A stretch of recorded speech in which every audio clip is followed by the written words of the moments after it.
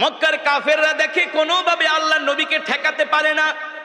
শেষ পর্যন্ত তারা খাত্তাবের ছেলে ওমরের বাড়িতে গেছে বিশাল বাহিনী নিয়ে। আবু জেহেল, আবু লাহাব, উতবা, শাইবা, ওলীদ ইবনে মুগীরারা খাত্তাবের ছেলে ওমরের বাড়িতে গেছে। যে বলে, ওমর শোনো শোনো, তুমি হলো আমাদের সবচেয়ে বড় নেতা, তুমি হলো শক্তিশালী সাহসী যুবক, আমরা তোমার কাছে একটা বিপদে পড়ে এসেছি। ওমর বলে, কি বিপদ বলো? বলে, এই মুহাম্মদ আমাদের বিরুদ্ধে অপপ্রচার করে, এই মুহাম্মদ বানায়া বানায়া কবিতা বলে সেটাকে কোরআন বলে চালায় দেয়। ওমর বলো, আমরা তো মুহাম্মদের এই কর্মকাণ্ড মেনে নিতে পারি না। বলেন নাউজুবিল্লাহ। ওমর ছিলেন বুদ্ধিমান, জ্ঞানী। ওমর ছিলেন, এ কারণে একটা প্রবাদ বাক্য আছে, মূর্খ বন্ধুর চেয়ে জ্ঞানী শিক্ষিত শত্রুও ভালো। আবু জেহেল আগে ছিল শিক্ষিত, এখন হয়ে গেছে মূর্খ। কারণ ছিলেন আবাল হেকাম, হেকমতের অধিকারী, জ্ঞানের বাবা, এখন হয়ে গেছেন মূর্খের বাবা আবু জেহেল।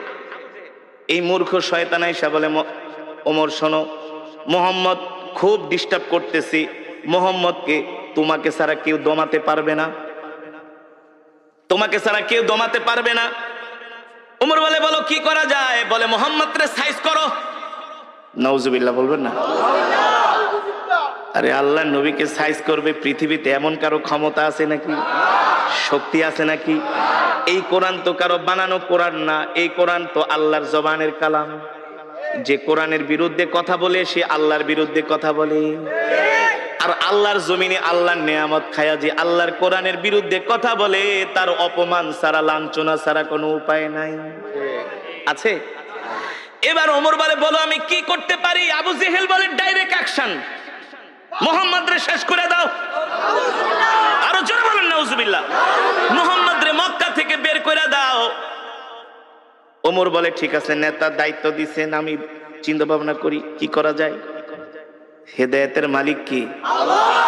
হেদায়েতের মালিক আল্লাহ, হেদায়েতের মালিক আল্লাহ। হযরত ওমর বলে, ঠিক আছে, আমি চিন্তা করে দেখি মুহাম্মদকে কি করা যায়। হযরত ওমরের মন খারাপ, চিন্তা করতেছে কি করা যায়। আবু জেহেলের কথা শুনবে, আবু জেহেলের কথা শুনে কি আল্লাহ নবীকে অপমান করবে না কি করবে? হযরত ওমর চিন্তায় পড়ে গেলেন। তিনি মনে মনে সিদ্ধান্ত নিলেন, মূর্খ আবু জেহেলের কথা শুনে আল্লাহ নবীর সাথে বেয়াদবি করা ঠিক হবে না। তিনি শিক্ষিত মানুষ, মনে মনে ভাবতেছে, একটা কাজ করি, আগে যাই আমি নিজের চোখে মোহাম্মদকে একটু অবজারভেশন করি, আমি নিজে যে একটু মোহাম্মদকে দেখি, গতিবিধি লক্ষ্য করি, তার সাথে কথা বলি। কারণ একটা মানুষকে শুধু শুধু না যাই না শুই না তার গায়ে হাত দেওয়া, তাকে অপমান করা, এটা মূর্খতা ছাড়া আর কিছুই না। ঠিক কিনা বলেন? দেখবেন মূর্খ মানুষ যদি শোনে চিলে কান নিয়ে গেছে, কানের দিকে না তাকায় চিলের পিছনে দৌড়ায়। এমন কিছু স্বভাবের মানুষ সমাজে আছে কি আছে না? ঠিক মক্কার কিছু মূর্খ মানুষরা এই স্বভাবের ছিল। ওমর ছিলেন বুদ্ধিমান, বলে, না না না, আবু জেহেলের কথায় কান দেওয়া যাবে না। আগে আমি মুহাম্মদকে যে নিজের চোখে দেখি, তার সাথে কথা বলি, তারপরে দেখি কি করা যায়। আল্লাহ নবী বাইতুল্লাহ নামাজ পড়তেছেন।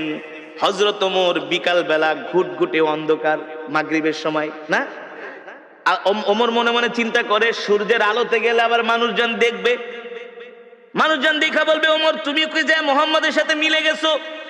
এই কারণে ওমর বলে, আমি মাগরিবের সময় বের হলাম, ঘুটঘুটে অন্ধকার, ঘুটঘুটে অন্ধকার। হযরত ওমর মাগরিবের সময় অন্ধকারে বের হলেন। আস্তে আস্তে করে হাঁটতে হাঁটতে তিনি বাইতুল্লাহর চত্বরে গেলেন, যেটা কাবা শরীফ। কোনটা? যেটা কাবা শরীফ, সেখানে গেলেন।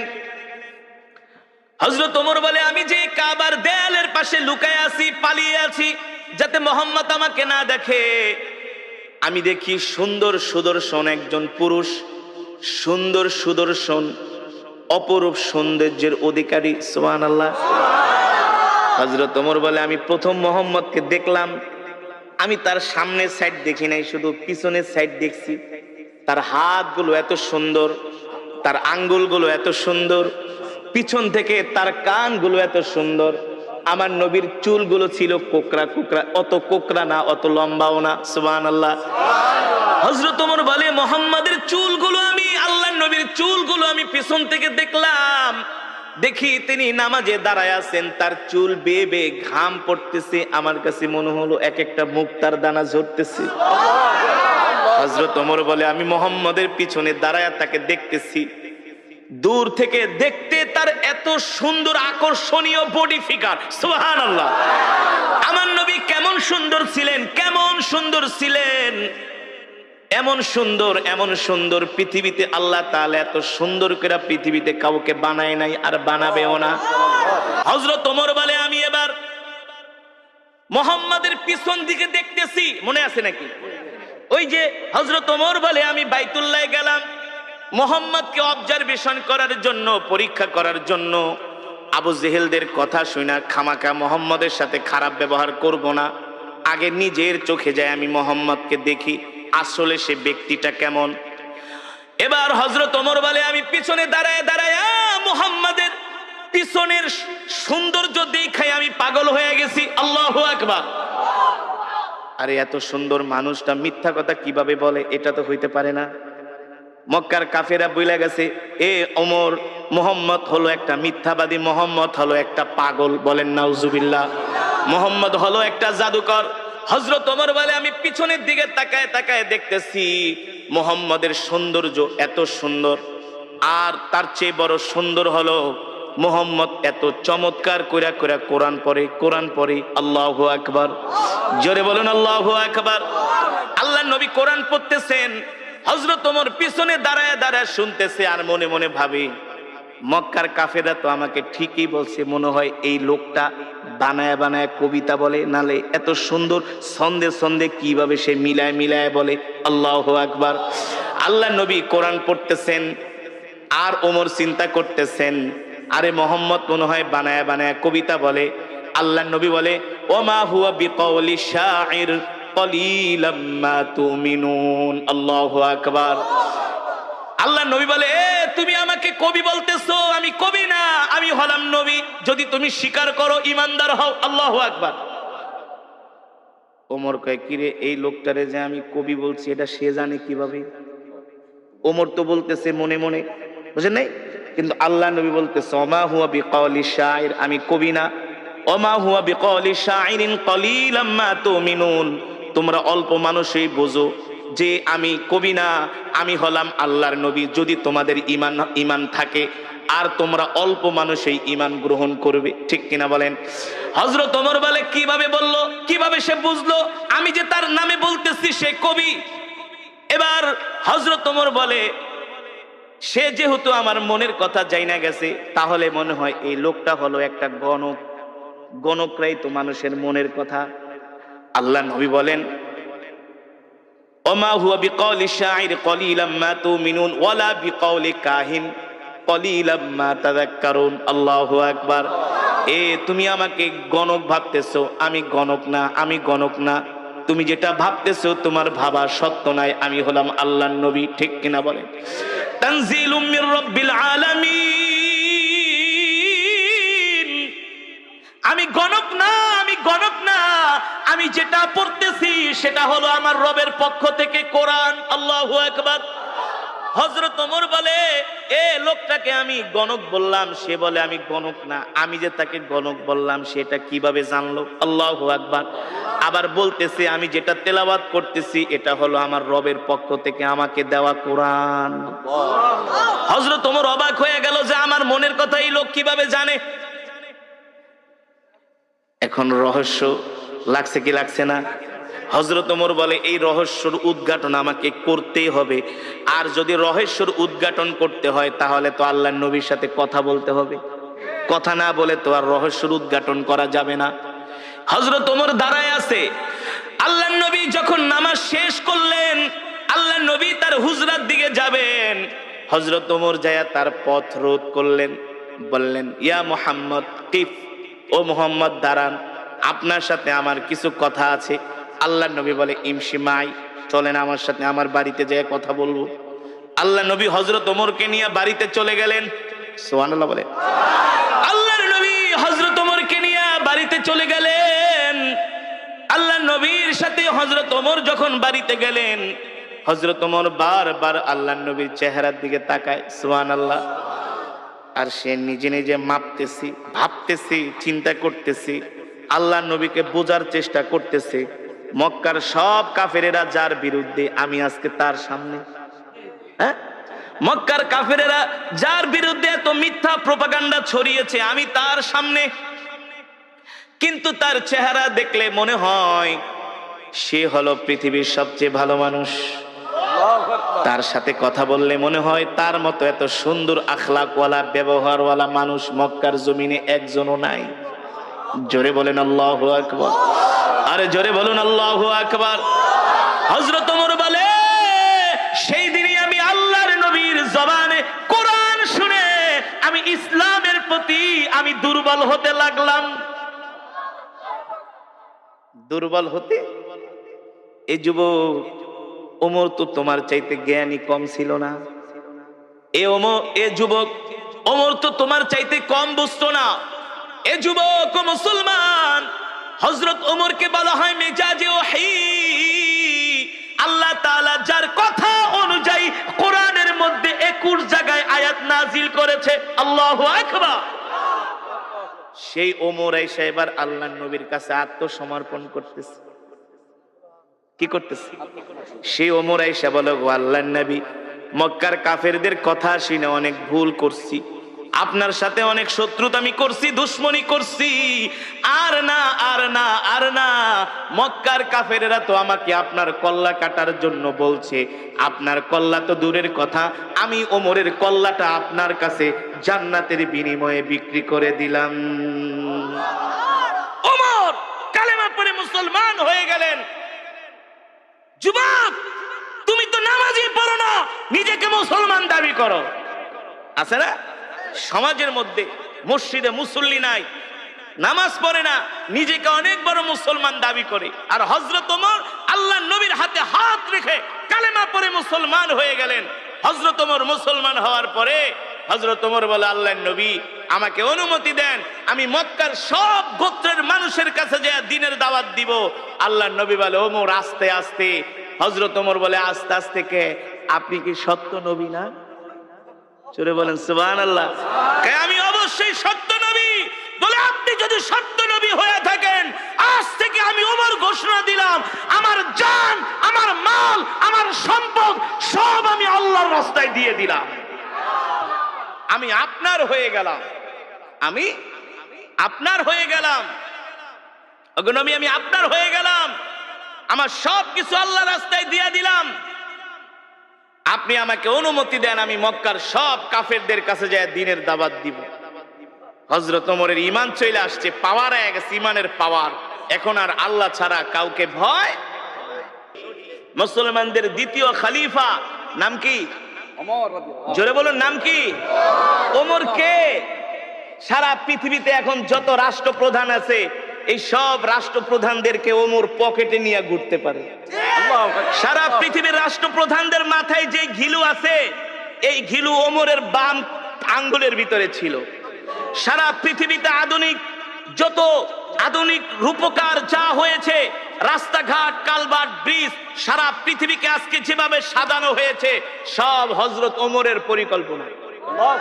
জানেন, এই যে নাইট গাটের যে প্রচলন, খাল খনন করার যে প্রচলন, তারপরে আপনার সেনাবাহিনী গঠন করার যে প্রচলন, দেশের সীমান্ত পাহারা দেওয়ার যে বিএসএফ, বিডিআর, যে সীমান্তের অতন্দ্র প্রহরী, এই সব কিছু গঠন করেছিলেন হযরতে ওমর। সব করেছিলেন মোল্লারা। কারা কারা কারা কারা? মোল্লারা।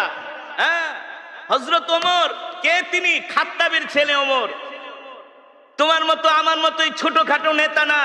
ওমরকে দেখলে ইবলিস শয়তান পর্যন্ত ভয় পাইতো। এই ওমর কে? যাকে বলা হয় মেজাজে ওহী, যাকে বলা হয় মেজাজে ওহী, এই ওমর কে? আল্লাহু আকবার। এখনো কালেমা পড়ে মুসলমান হয় নাই। ওমর ছিল আল্লাহর নবীর সবচেয়ে বড় দুশমন। সবচেয়ে বড় কি? মক্কার আবু জেহেল এসে ওমরকে খেপায় দিছে, ওমর, তোমার মতো একটা সাহসী যুবক থাকতে মুহাম্মদ আমগো ধর্মের 12টা বাজায় ফেলাইতেছে। তুমি খাত্তাবের ছেলে ওমর, তোমার রক্তের দাম আছে, তোমার বংশের দাম আছে। মুহাম্মদ গরিব মানুষ, যার আশেপাশে কেউ নাই, সেই শুধু একটা কোরআন দিয়া পুরা মক্কাটারে জ্বালায় ফেলাইতেছে। এটা ওদের ভাষা, ওদের বাসা। মোহাম্মদ রে থামাও, মোহাম্মদ রে দমাও, মোহাম্মদকে সামনে বাড়াইতে দিও না। আমরা এত বড় বড় নেতা থাকতে মোহাম্মদ আমাদের সামনে এসে আমাদের ধর্মের নামে এসে অপপ্রচার করে যায়, এটা ওদের ভাষা।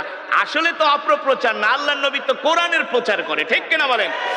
আল্লাহর নবী বলছেন, আল্লাহ তাআলা বলছে, হাবিব ইয়া আইয়ুহার রাসূল বাল্লিগ মা উনজিলা ইলাইকা মির রাব্বিক ওয়া ইল্লাম তাফআল ফামা বাল্লাগতা রিসালাতা। বাংলাদেশের কিছু মানুষ মনে করে শুধু ওয়াজ করা হুজুরদেরই দায়িত্ব। কিছু মানুষ মনে করে না যে ধর্মের কথা শুধু হুজুররা বলবে, না, ধর্মের কথা শুধু হুজুররা বলবে না। ইসলাম ধর্মটা আল্লাহর কাছ থেকে হুজুররা লিস্ট নেয় নাই। এই ধর্মের কথা বলা, কোরআনের কথা বলা, রাসূলের হাদিসের কথা বলা প্রত্যেকটা ঈমানওয়ালা মুসলমানের দায়িত্ব, দায়িত্ব, কর্তব্য, ঠিক কিনা বলেন? আপনি একটা কলেজের, আপনি একটা স্কুলের প্রিন্সিপাল, আপনার দায়িত্ব হলো আপনি আপনার ছাত্রদেরকে কোরআনের কথা বলবেন, তাদেরকে দ্বীনের কথা বলবেন। আপনি একটা কলেজের অধ্যাপক, আপনি একটা কলেজের ভিসি, আপনি একটা ভার্সিটির ভিসি, আপনার দায়িত্ব হলো আপনি আপনার ছাত্রদেরকে দ্বীনের কথাগুলো বলবেন। আপনি দেশের প্রধানমন্ত্রী, আপনি রাষ্ট্রপতি, আপনি এমপি, আপনি মন্ত্রী, আপনি চেয়ারম্যান, আপনি মেম্বার, আপনি সমাজের অনেক বড় নেতা, আপনারও দায়িত্ব হলো কোরআনের কথা বলা, ঠিক কিনা বলেন? ঠিক না? এখন তো কিছু সাধারণ মানুষ মনে করে শুধু হুজুররাই বলবে, সব হুজুরদেরই কাজ। না, প্রত্যেকটা মুসলমানকে আল্লাহ তাআলা দুনিয়ার জমিনে কেন পাঠিয়েছেন?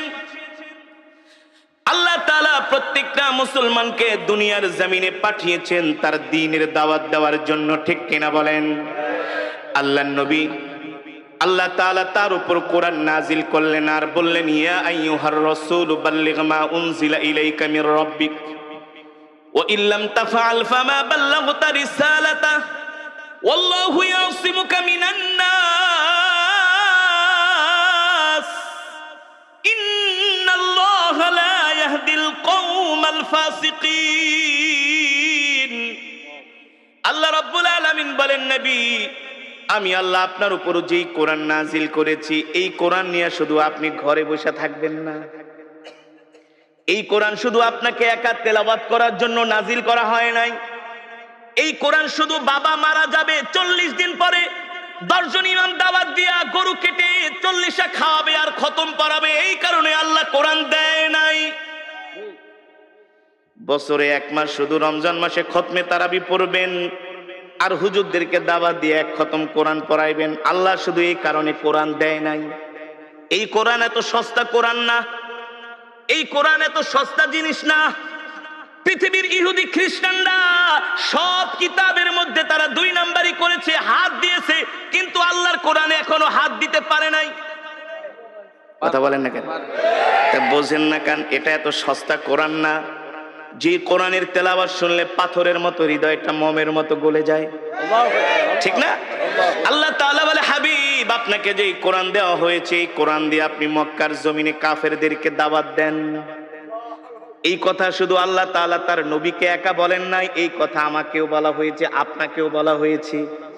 এই মাহফিলে যত যুবক আছেন সবার উপরে এই কোরআনের দাওয়াত দেওয়ার দায়িত্ব একা শুধু আমার উপরে না, শুধু আলেমদের উপরে না, প্রত্যেকটা কলেজ, ইউনিভার্সিটি, স্কুল থেকে শুরু করে যত সরকারি কর্মকর্তা আছে, বেসরকারি কর্মকর্তা আছে, সবার দায়িত্ব হলো আল্লাহর কোরআনের কথা বলা, আল্লাহর কোরআনের দাওয়াত দেওয়া, ঠিক কিনা বলেন?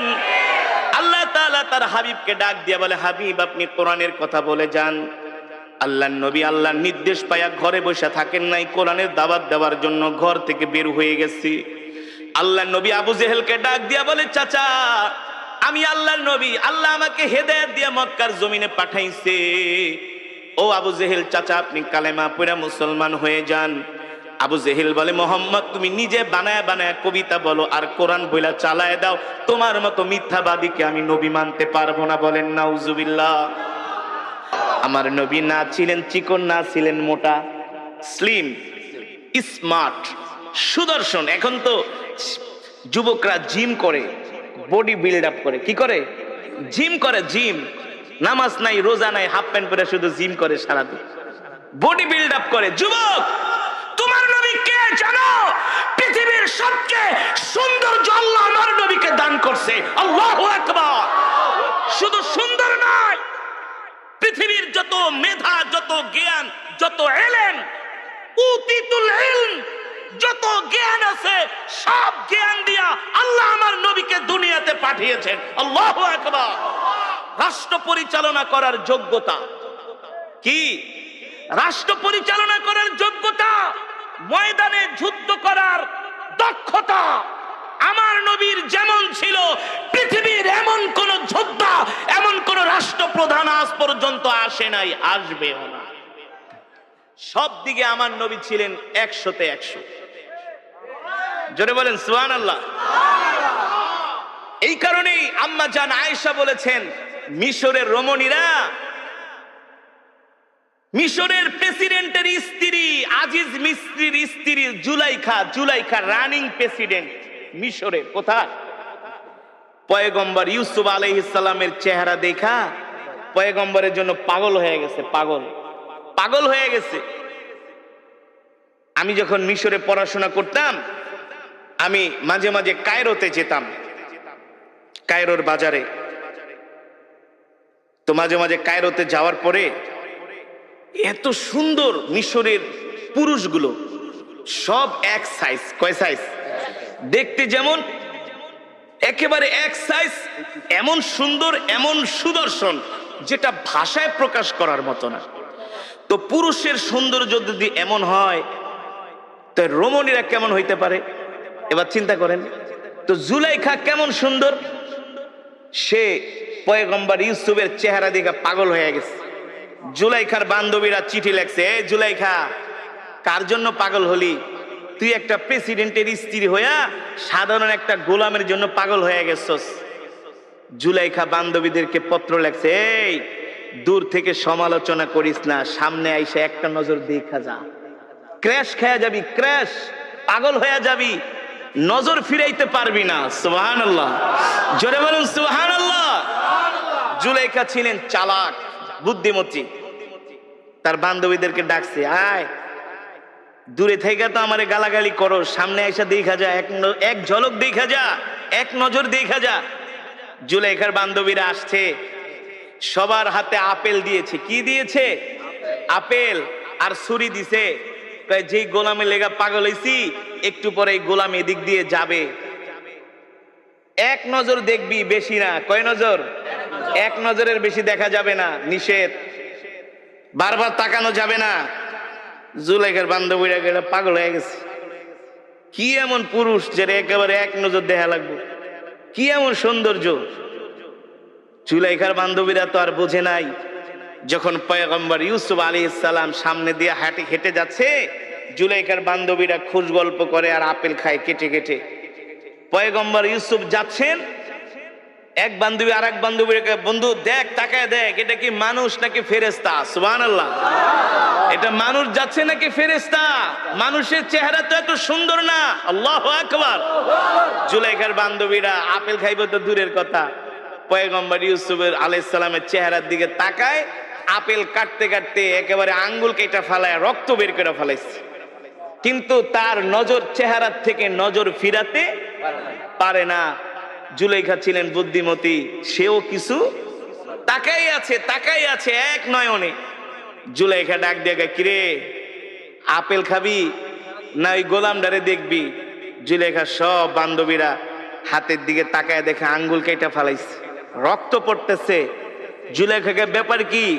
পিছনে থেকে না গালাগালি করছিলি, পিছনের থেকে না ভৎসনা করছিলি, এখন তারে দেখার পরে চোখ ফিরাইতে পারস না, আঙ্গুল কেটে ফেলাইছস, কারণ কি? জুলাইখার বান্ধবীরা, বান্ধবী রে, মাপ চাই, ভুল করছি, সরি। এই গোলাম যে এত সুন্দর জীবনেও কোনোদিন ভাবতে পারি নাই, মনে হয় এটা মানুষ না, আসমান থেকে ফেরেশতা আইসা পড়ছে। আল্লাহু আকবার। জোরে বলেন আল্লাহু আকবার। আম্মা জান আয়েশা সিদ্দিকা রাদিয়াল্লাহু তাআলা আনহা বলেন, মিশরের রমণীরা পয়গম্বর ইউসুফের চেহারা দেখে আঙ্গুল কাটতে কাটতে, আপেল কাটতে কাটতে তারা আঙ্গুল কেটে ফেলেছে, তারা রক্তাক্ত হয়ে গেছে। আমার স্বামী মুহাম্মদ সাল্লাল্লাহু আলাইহি সাল্লামের চেহারা যদি তারা দেখতো, আঙ্গুল কাটতো না, আপেল কাটতো না, কলিজা কেটে ফেলতো, কলিজা। তারপরে আল্লাহর নবীর চেহারা থেকে নজর ফিরাতে পারতো না। আল্লাহু আকবার। এমন সুন্দর চেহারা আল্লাহ আমার নবীকে দান করছে। আমার নবী যেটা করছেন সেটাই ফ্যাশন। সেটাই কি ফ্যাশন। আমার নবী যে স্টাইলে চুল কেটেছেন সুন্নত তরিকা, বাংলাদেশের আর্মিরা সেভাবে চুল কাটে। কারা? আর্মিরা চুল কাটে। আমি মিশরে গিয়ে থাইল্যান্ডে গিয়েছিলাম একটা প্রোগ্রামে। থাইল্যান্ডের রাজধানী ইয়ালা থেকে 800 কিলোমিটার দূরে, যেখানে 75% মুসলমান। প্রতি মহরম মাসে সেখানে একটা প্রোগ্রাম হয়। সারা পৃথিবী থেকে তারা আন্তর্জাতিক যারা কারি সাহেব আছে তাদেরকে দাওয়াত দিয়ে দিয়ে তারা মহরম মাস 10 তারিখ আছে না, তারা প্রোগ্রাম করে। সেই থাইল্যান্ডের মুসলমানরা প্রত্যেকটা থাই মুসলিম ছেলেদের চুল দেখি ছোট ছোট। আর যখন ব্যাংককে আসি এক একটার চুলে দেখি ডেঙ্গুরের বাসা, বল্লার বাসা, পাখির বাসা, হ্যাঁ, হনুমানের মতো দেখা যায়। তো আমি থাইল্যান্ডের মুসলিম যুবকদেরকে জিজ্ঞেস করলাম, তোমরা এইভাবে চুল কাটো কেন? সবাই দেখি এক সাইজ চুল। বলে এটা হলো নবী মুহাম্মদ সাল্লাল্লাহু আলাইহি ওয়াসাল্লামের সুন্নাহ। জোরে বলেন সুবহানাল্লাহ। এখনকার যুবকরা তো স্টাইল করে, কি করে? মেসির স্টাইলে চুল কাটে, নেইমারের স্টাইলে চুল কাটে, নেইমারকে অনুসরণ করে। তাদের গায়ের গেঞ্জি এমন টাইট, তারা প্যান এমন ভাবে পরে পাছার অর্ধেক বের হয়ে যায়। এমন যুবক আছে কি আছে না? পুরা মাথা খালি, উপর দিয়া চুল। জিজ্ঞেস করি এইভাবে চুল কাটছো? বলে হুজুর এটা হলো এখন বর্তমান সময়ের আধুনিক স্টাইল, আধুনিক ফ্যাশন। এভাবেই আধুনিক মডার্ন যারা, তারা এইভাবেই চুল কাটে। যুবক তুমি জানো না পৃথিবীর সবচেয়ে আধুনিক ছিলেন তোমার আমার নবী, বিশ্ব নবী জনাবে মুহাম্মদুর রাসূলুল্লাহ সাল্লাল্লাহু আলাইহি ওয়াসাল্লাম। ঠিক কিনা বলেন? তিনি 1450 বছর আগে যেই ফর্মুলা দিয়ে গেছেন, বর্তমান আধুনিক বিজ্ঞান সেটা মানতে বাধ্য। সেটা কি? মানতে বাধ্য। তোমার আমার নবীকে জানো, তোমার আমার নবীকে জানো। পৃথিবীর যত যোগ্যতা, সব যোগ্যতা আল্লাহ তাআলা আমার নবীকে দান করেছিলেন। আমার নবী প্রতি সোমবার আর বৃহস্পতিবার রোজা রাখতেন। আপনি এখন ডাক্তারের কাছে যান, আপনাকে তারা বলবে যদি সুস্থ থাকতে চান তাহলে ফাস্টিং করেন। ফাস্টিং যাকে বলে কিটো ডায়েট, মানে আপনি বেশি বেশি না খায়া থাকবেন। কি করবেন? না খেয়ে থাকবেন। ডাক্তারের কাছে যান, ডাক্তার বলবে এই বেশি পেট ভরে খায়েন না, তাইলে রোগ হবে। 3 ভাগ খান, 1 ভাগ খালি রাখেন। 3 ভাগ খান, 1 ভাগ খালি রাখেন। আপনি দেখবেন যদি প্রচুর পরিমাণে খাওয়া দাওয়া করেন, আপনার কাছে একটা অস্বস্তি লাগবে। না পারেন হাঁটতে, না পারবেন বইতে, না পারবেন ঘুমাইতে। আর 3 ভাগ খান, 1 ভাগ খালি রাখেন, দেখবেন শরীরটা কত সুস্থ লাগে। ঠিক কিনা বলেন? যেটাকে বলা হয় ফাস্টিং। এর উদ্ভাবন কে করেছে? এই ডায়েট কন্ট্রোল কে শিখিয়েছে? আমার নবী, আপনার নবী জনাবে মুহাম্মদুর রাসূলুল্লাহ সাল্লাল্লাহু আলাইহি ওয়াসাল্লাম। ঠিক কিনা বলেন? জাপানের ডাক্তাররা বলে বেশি বেশি ফাস্টিং করো, বেশি বেশি না খায়া থাকো, বেশি বেশি রোজা রাখো, রোজা রাখলে তুমি সুস্থ থাকবা। এই ফর্মুলা তো কে শিখিয়েছেন? আল্লাহর নবী শিখিয়েছেন। বর্তমানে এখন দাঁতের ডাক্তারদের কাছে গেলে প্রচুর টাকা দিতে হয়। ঠিক কিনা বলেন? প্রচুর টাকা দিতে হয়। আমি থাইল্যান্ডে গিয়েছি, ব্যাংককে একটা ডক্টরের কাছে। তিনি আমার দাঁতগুলো চেক করলেন। থাইল্যান্ডের রাজধানী ব্যাংকক, একেবারে ব্যাংককের পাশেই সুকুম্বিত একটা জায়গা আছে সেখানে। আর থাইল্যান্ড হলো পৃথিবীর সবচেয়ে চিকিৎসার দিক থেকে বর্তমানে 5 নম্বরে আছে পুরা পৃথিবীতে, অল পৃথিবীতে, স্বাস্থ্যের দিক থেকে, চিকিৎসার দিক থেকে। তো আমাকে এক ভক্ত বলে, হুজুর থাইল্যান্ডে আইছেন, আমাদের দেশের শিল্পপতিরা তো আসে থাইল্যান্ডে ডাক্তার দেখাইতে, তা আপনি যেহেতু আইছেন একটু ডাক্তার দেখাইবেন নাকি? আমি বলি ভাই এত টাকা পয়সা তো আমার নাই। টাকা চিন্তা করেন কে, সব আমি দিব, আপনি শুধু ডাক্তার দেখান। আমি যে মসজিদের জুমা পড়ে গাজীপুর শ্রীপুর একটা মসজিদ, আমার মসজিদের যিনি সভাপতি হাজার হাজার কোটি টাকার মালিক, তো সে শুনছে আমি থাইল্যান্ডে গেছি। হুজুর আপনি যতদিন থাকেন থাইল্যান্ডে আমার হোটেল আছে, আপনার জন্য হোটেল ভাড়া, খাওয়া দাওয়া সব ফ্রি। ফোন দিয়ে আগে হুজুর কোনো চিকিৎসা করবেন কিনা, তাহলে করে আসেন, সব পেমেন্ট আমি করে দেবো। তো চিন্তা করলাম আমার দাঁতে একটু সমস্যা, দাঁতটা থাইল্যান্ডে দেখা যায়, থাইল্যান্ডের দাঁতের চিকিৎসা খুব ভালো। তো আমি একটা ডেন্টালিস্টের কাছে গেলাম। তা আমি তো আর থাই ভাষা বুঝি না, ইংলিশ বলতে পারি, ওরা ইংলিশটাও ততটা বোঝে না। কিন্তু প্রত্যেকটা ভালো ভালো হসপিটালে এক এক দেশের ভাষা ট্রান্সলেট করার জন্য এক এক দেশের লোক থাকে। যেমন আমাদের অনেক বাঙালি থাইল্যান্ডের হসপিটালে আছে, আমি যেটা বাংলায় বলবো সে সেটা ডক্টরকে থাই ভাষায় অথবা ইংলিশ ভাষায় তাকে বুঝিয়ে দিবে। তো তিনি আমার দাঁত দেখা চেক করলেন, এক্স রে করলেন। এক্স রে করার পরে ডাক্তার বলতেছে, তোমার ওই বাঙালিকে ডাক দিয়া কয়ে, এটা কেঠার তোদের দেশের? উনি বলতেছেন উনি হচ্ছে রিলিজিয়ান পার্সন, অর্থাৎ আমাদের ধর্মগুরু। মানে আমরা বলি না হুজুর, ইংলিশে বলে যে রিলিজিয়ান পার্সন, ধর্মগুরু, ধর্ম চর্চা করে, ওনাকে যেভাবে হোক বুঝাচ্ছে। পরে বলতেছে যে ওর দাঁত তো কোনো সমস্যা নেই, খুব ভালো আছে। পরে ডাক্তারটা বললো কি যে আচ্ছা আমি বুঝলাম না, তোমাদের যত মুসলমান আমার কাছে আসে, যত পেশেন্ট যাদের দাড়ি আছে, টুপি আছে, এমন যাদেরকে আমি আজ পর্যন্ত দাঁত চেক করছি, 100-র মধ্যে বলে আমি 90টাই ভালো পাইছি, 90টারই ভালো পাইছি।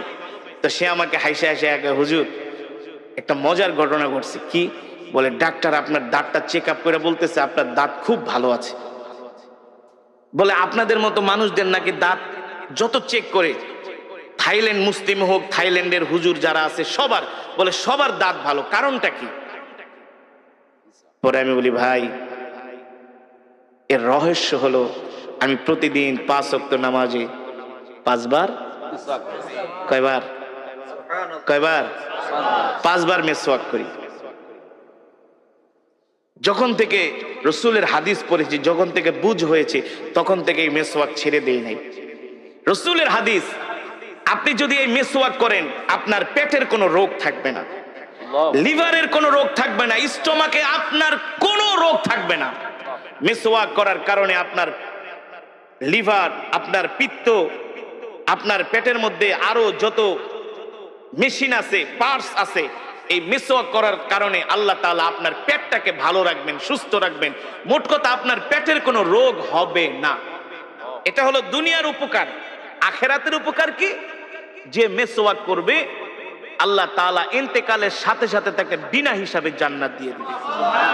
এই মেসওয়াক করার 70টার উপরে উপকার আছে। মেসওয়াকের 70টার উপরে উপকারিতা, 70টা এই মেসওয়াক আল্লাহর নবী কয়, আমি যেভাবে মেসওয়াক করি, আমার সাহাবীরা যেভাবে মেসওয়াক করতেছে না, আল্লাহ তাআলা মেসওয়াক করা আমার উম্মতের উপর ফরজ করে দেয়।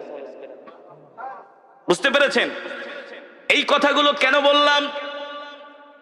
এই কথাগুলো বলার কারণ হলো আজকে আমরা পৃথিবীর জমিনে অনেক হীনমন্যতায় ভুগি, হতাশায় ভুগি যে আমরা মুসলমানরা শেষ হয়ে গেছি।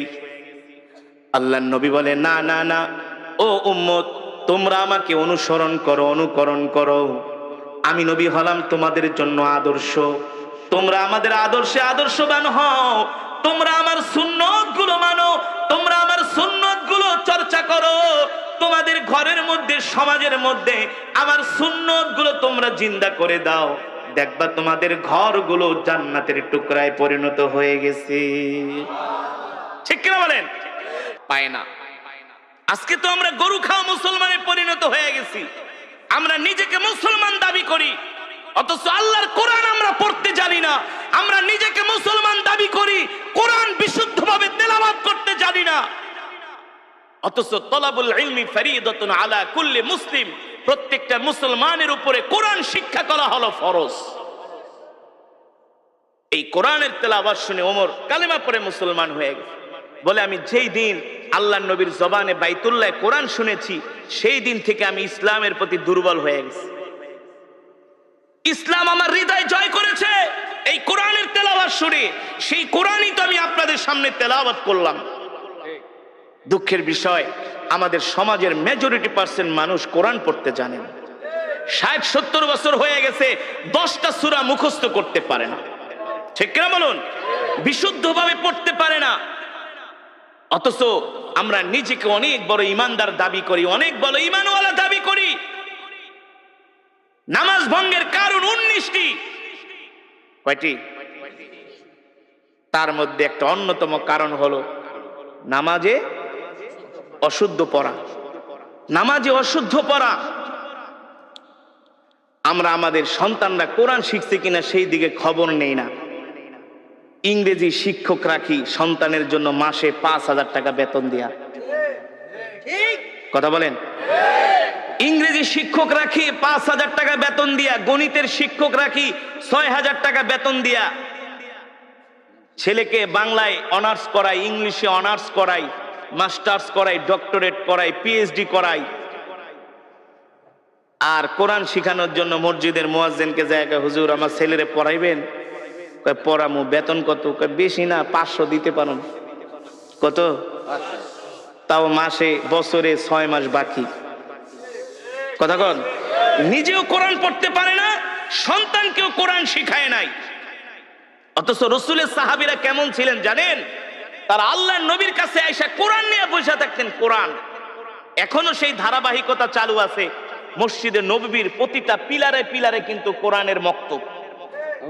পুরো মসজিদে নববীতে 1200-এর উপরে মক্তব আছে। মক্তব এখন তো বাংলাদেশে মক্তব বন্ধই হয়ে গেছে।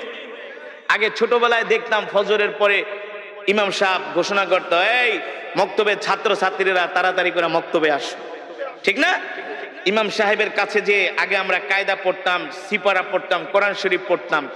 বাড়িতে আসার সময় 10 মিনিট জোরে জোরে সূরা মুখস্থ করে সালাম শিখাইতো, যে বাড়িতে যায় আগে মা বাবাকে সালাম দিবা। আজকে আমরা আমাদের সন্তানদেরকে কোরআন শিখাই না, দিন শিখাই না, নিজেও শিখি না, সন্তানদেরকেও শিখাই না। এই কারণে আমাদের সন্তানগুলো দিন দিন নষ্ট হয়ে যাচ্ছে। হচ্ছে না? 6-7 এর ছেলেরা এখন ওপেনলি রাস্তায় দাঁড়ায় সিগারেট খায়। 8 এর ছেলেরা সিগারেট খায়। ইন্টারের ছেলেদের পকেটে এখন সিগারেটের প্যাকেট থাকে, গাঞ্জার প্যাকেট থাকে। ঠিক কিনা বলেন? বানিয়ে বলছি। 6-7 এর পোলাপান সিগারেট খায়। এই সিগারেট খাও কাকে? আপনার বাপের টাকা দিয়ে খাই? আপনার বাবার টাকা দিয়ে খাই? আপনি বলার কে? আমার বাবার টাকা দিয়ে আমি সিগারেট খাই। আস্তাগফিরুল্লাহ। আমার সন্তানগুলো এমন বেয়াদব কিভাবে হলো? কারণ কি? আমরা তাদেরকে ধর্মীয় শিক্ষা দিচ্ছি না, দ্বীনি শিক্ষা দিচ্ছি না। আগে তো দরকার ছিল সন্তানদেরকে দ্বীনি শিক্ষা দেওয়া। কথা বলেন? রাগ করতেছেন? আজকে স্কুল কলেজে কি হচ্ছে? ধর্মীয় শিক্ষা তো নাই, ধর্মীয় শিক্ষা নাই। আমি বানিয়ে বলছি। এই যে কোরআন আমি পড়লাম, আমাদের সন্তানরা 10টা সূরা মুখস্থ পড়তে পারে না। উচিত তো ছিল আমাদের সন্তানদেরকে আগে কোরআন শিখানো, দ্বীন শিখানো। অবশ্যই অবশ্যই আমার সন্তান কলেজে পড়বে, ইউনিভার্সিটিতে পড়বে, আমার সন্তান ডাক্তার হবে, ইঞ্জিনিয়ার হবে, বড় ব্যবসায়ী হবে, বড় নেতা হবে। এটা আমার গর্ব, এটা আমার গর্ব। কিন্তু কোরআন না শিখলে তো আমার সন্তান সব শিক্ষা পরে আমার সন্তান বিপদগামী হয়ে যাবে, দ্বীন হারা হয়ে যাবে, ইসলাম হারা হয়ে যাবে। এ কারণেই তো ওই দিনকে দেখলাম টেলিভিশনের মধ্যে অনেক অভিভাবক কান্না করে বলতেছে, আমরা স্কুল কলেজের এই কারিকুলাম শিক্ষা ব্যবস্থা চাই না। বলে কেন? বলে এই শিক্ষা ব্যবস্থার মধ্যে শিখার মতো কিছুই নাই। ঠিক বানায় বলছি? বলুন আমি বানিয়ে বলছি? এই কথাগুলো কেন বললাম? আমাদের সন্তানদেরকে যদি ধর্মীয় শিক্ষা দেওয়া না হয়, এই কোরআন যদি না শেখানো হয়, আর 1, 2, 3 যুগ পরে দেখবেন যে জেনারেশন গুলো আসবে, আপনি মসজিদ বানাইবেন কিন্তু মুসল্লি পাইবেন না। আপনি মসজিদ বানাইবেন, টাইলস লাগাইবেন, এসি লাগাবেন, মসজিদের 300 হাত দূরে বসে আপনার ছেলেরা চায়ের দোকানে বাংলা সিনেমা দেখবে আর গাঁজা খাবে। এখন তো সেটাই হচ্ছে। কথা বলেন? সেটা হচ্ছে। মসজিদ পাকা হচ্ছে, মসজিদ সুন্দর হচ্ছে, কিন্তু মুসল্লি নাই। আছে? আমি চাঁদপুর এক মাহফিলে গেছি, মতলব, চাঁদপুর মতলব, মায়া চৌধুরীর এলাকা। মায়া চৌধুরীর এলাকা 50 ডেক খিচুড়ি রান্না করছে। আমি ইমাম সাহেবের কই, মাশাআল্লাহ আপনার এলাকা তো সব ধর্মবীর মুসলমান। কয় হুজুর বুঝেন না, 50 ডেক খিচুড়ি আনছি কি এমনি নাকি? আমি কই মাশাআল্লাহ। মানুষ 20-30 হাজার। কয় হুজুর বেশি না, 40 বছর ধরে ওয়াজ করাই, সব ওয়াজ শুনতে আয়া পড়ে। আমি বলি লোকজন? কয় সব আমগো এলাকার আশেপাশে, ম্যাক্সিমাম এলাকার সমাজের 2-4 গ্রাম দূরে, আর বেশিরভাগ আমাদের এলাকারই, সব ঢাকায় ঢুকায় থাকে, সবাই আয়া পড়ছে। হ্যাঁ, তো ভালো কথা। খুব ধার্মিক, খুব ধার্মিক, খুব ওয়াজ শোনে হুজুর। আপনি 3 ঘন্টা ওয়াজ করলো একজন লোক উঠবো না, যত ওয়াজ করবেন। আর একটা হুজুর এমন কেরাত পড়বেন, মাইক মুখ ফাড়া লাইবেন, আর একটা হুজুর এমন ওয়াজ করবেন একবারে যাতে মানুষ ঘরের থেকে দূরে আয়া পড়ে। মাশাআল্লাহ। আমি কই তাইলে ইমাম সাহেব ওয়াজে তো অনেক লোক হয়, আপনি বললেন আপনার সমাজের মানুষ খুব ধার্মিক, মাশাআল্লাহ, তো মসজিদের কি অবস্থা? আপনি দেখেন না কত বড় মসজিদ, টাইলস মাইলস, গ্রামের ভিতরে এসি লাগাইছি, বুঝেন না? তো ফজরের নামাজের কি অবস্থা? কোন নামাজের? কোন নামাজের? কয় হুজুর কি বলবো, দুঃখের কথা, অনেক দুঃখের কথা। এতক্ষণ তো পুরা ফাল পারছে, খিচুড়ি খাওয়া, এই করায় সেই করায়। হুজুর কি কমু? হ্যাঁ হুজুর কি কমু, খাই 80 করে, 80 ঘর পর্যন্ত, বুঝেন নাই? খাই 80 ঘরে, মানে 80 বাড়ির থেকে বাটিতে ইমাম সাহেবকে খাবার পাঠায়, তো ভালোই খান। হ্যাঁ খুব মহব্বত করে। তো মুসল্লি হুজুর ফজরের নামাজে 8 জন মুসল্লিও হয় না। জুমার নামাজে হুজুর উজুখানেও জায়গা দেওয়া যায় না, মাঠ ঘাট সব বইরা যায়। তো জুমার নামাজে যদি জায়গা দেওয়া না যায়, ওয়াজ মাহফিলে যদি 50 ডেক খিচুড়ি রান্দা খাওয়ান, তো ফজরের নামাজে 8 জন মুসল্লিকে, কারণ কি? কারণ কি? এখন আর ইমাম সাহেব কথা বলে না। আমি বলি শোনেন, রসুলের হাদিস, মানুষ যখন ধর্ম শিক্ষা থেকে দূরে সরে যাবে, আস্তে আস্তে করে ধর্ম শিক্ষা থেকে যখন দূরে সরে যাবে, দিন থেকে যখন দূরে সরে যাবে, তখন তাদের অন্তরটা পাথরের মতো শক্ত হয়ে যায়। তখন আর তাদের কাছে ইবাদত মজা লাগে না। ওয়াজে মানুষ আসে যে হুজুরে কেমনে টান দেয়, কেমনে সুর দেয়, একটু দিগাই, হাসায় না, কাদায় না, লাফায়, বুঝলেন নাই? রং ঢং দেখতে আসে। কিন্তু মানুষ যদি এই দিন না শিখে, কোরআন না শিখে, তাহলে আস্তে আস্তে করে 1 2 3 4 যুগ পরে এই মুসলমানগুলো ঈমান হারা হয়ে যায়, ঈমান হারা হয়ে যায়। এই কারণে আমাদের সন্তানদেরকে দিন শিখাতে হবে, নিজেও কোরআন শিখতে হবে, সন্তানদেরকেও কোরআন শিখাতে হবে।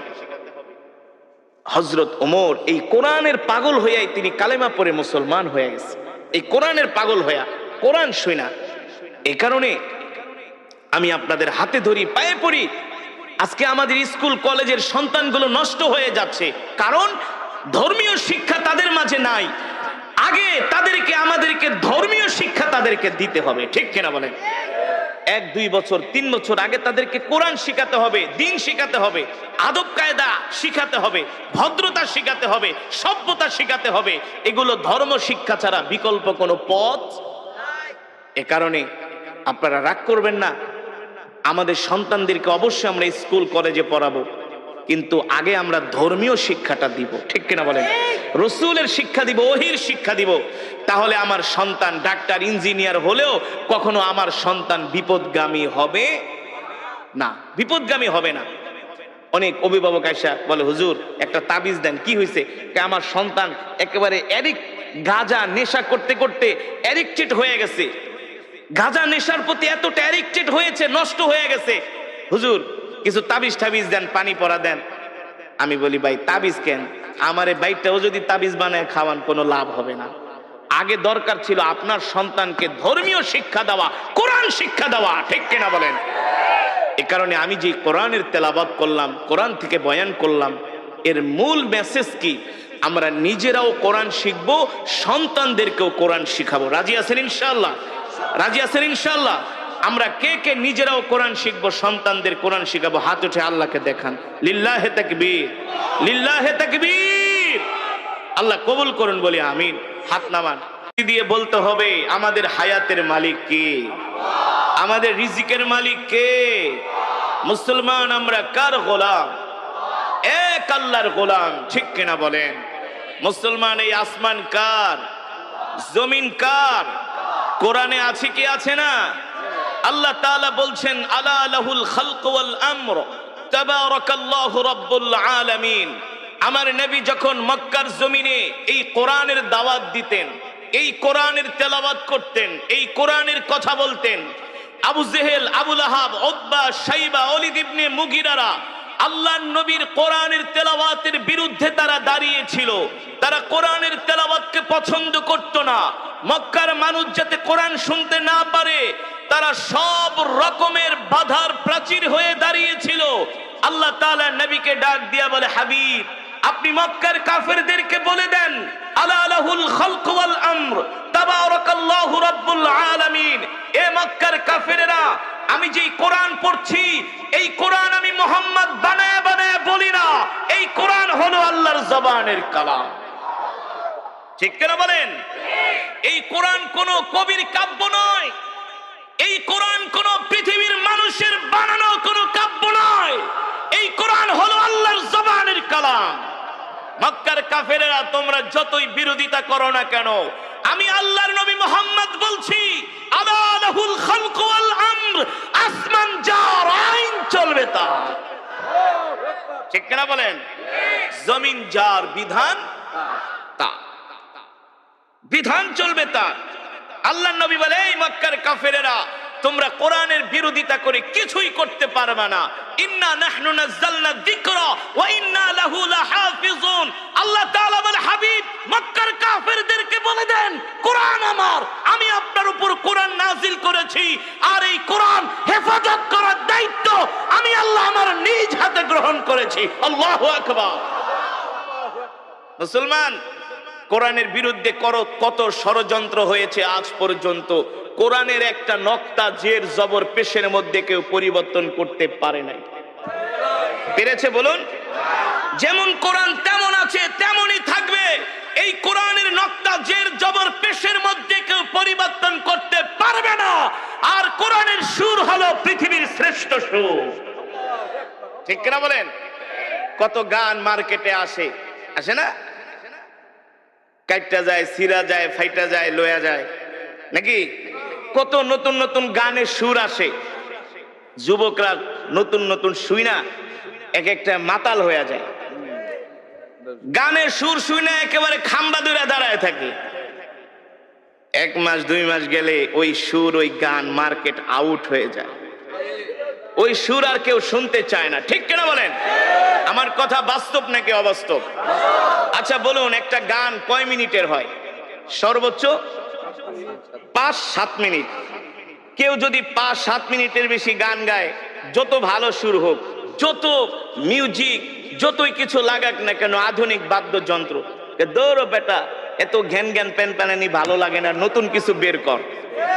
ঠিক কিনা বলুন? আমি আপনাদের সামনে যে কোরআন পড়েছি, সূরাতুর রহমান, কেউ যদি এক গান বারবার গায়, এই এক গান ভালো লাগে না। আমি যে কোরআনের তেলাওয়াত করলাম সূরাতুর রহমান, আমি 5 মিনিট পড়ি নাই, 10 মিনিট পড়ে নেই, প্রায় 20 মিনিটের কাছাকাছি। কয় মিনিট? 22 মিনিট। তো কোন শিল্পী উঠে যদি 22 মিনিট কোন গান গায়, কোর ধরে ঘাত ধরে তাড়াতাড়ি নামা, আরে এক গান শুনতে আইছে নাকি? কথা বলুন। মুসলমান, আর কিভাবে বুঝাবো? এই কোরআন আল্লাহর জবানের কালাম। এই কোরআনের তেলাওয়াত শুধু 22 মিনিট নয়, 22 ঘন্টা নয়, 22 বছর নয়, 22 লক্ষ কোটি বছর নয়। এই কোরআন যদি কিয়ামত পর্যন্ত তেলাওয়াত হতে থাকে, যতই রাত বাড়বে, যতই দিন যাবে, ততই কোরআনের তেলাওয়াতের সুর আরো বাড়তে থাকবে, মানুষের হৃদয়ে ঢুকবে। ঠিক কিনা বলেন? আরে যুবক, আজকে তো তোমাদেরকে কোরআনের মজমায় পাওয়া যায় না, তোমাদের তো কোরআনের মাহফিলে পাওয়া যায় না, তোমাদের তো মসজিদে পাওয়া যায় না, তোমাদের তো জিকিরের মজমায় পাওয়া যায় না, তোমাদেরকে পাওয়া যায় আইপিএল বিপিএল খেলার টেলিভিশনের সামনে। রাত 3টা বাজে উঠে তোমরা আর্জেন্টিনা ব্রাজিলের খেলা দেখো, মেসি রোনাল্ডোর ভক্ত। ঠিক কিনা বলেন? কিন্তু যুবক জানো না, এই কোরআনের জন্য সাহাবীরা জীবন দিয়ে দিছে, জীবন জীবন জীবন। জিহাদের ময়দানে এসে আল্লাহর জমিনে আল্লাহর কোরআনের রাজ কায়েম করার জন্য শহীদ হয়ে গেছে, শহীদ। এখনো যারা কোরআন পড়তে পারেন না, মসজিদের ইমাম সাহেবের কাছে, খাদেম সাহেবের কাছে, মুয়াজ্জিন সাহেবের কাছে যায় কোরআন শিখবেন, বাধ্যতামূলক। ঘরওয়ালিকে কোরআন শিখাবেন, কোরআন শিখাবেন, কোরআন শিখাবেন। কোরআন শিক্ষা ছাড়া কোনো উপায় নাই। আমি বলে গেলাম হাসরের মাঠে আল্লাহ জিজ্ঞেস করবে, এই সব পড়াই তো পড়লি, কিন্তু আমার কোরআন কেন শিখলি না? কেন শিখলি না? কোরআন শিক্ষা করা ছিল ফরজ।